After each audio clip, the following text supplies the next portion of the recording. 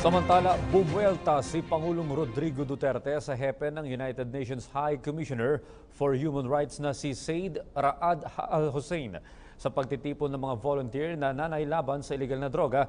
Iginiit ng Pangulo na laganap na ang patayan sa bansa bago pa man siya maupo sa pwesto. May report si Ria Fernandez. There is no crime in my country which says I cannot threaten criminals.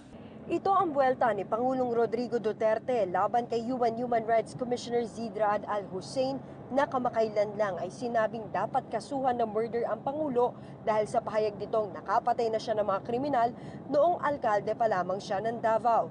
Sinabi ito ng Pangulo sa kanyang talumpati sa pagtitipon ng mga nanay kontra droga sa Pampanga, Huwebes ng hapon. Ayon sa Pangulo, tila nagbibiro at walang alam sa international law ang UN official.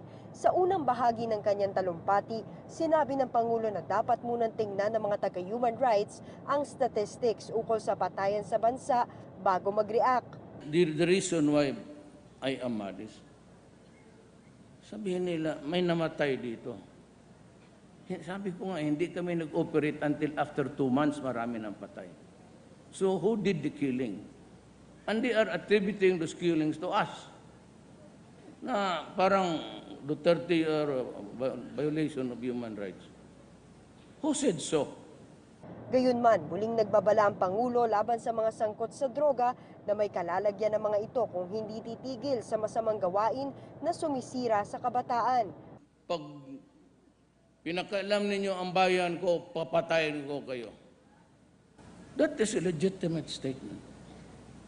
Pag sinabi ko, do not destroy the youth of the land because you will be destroyed.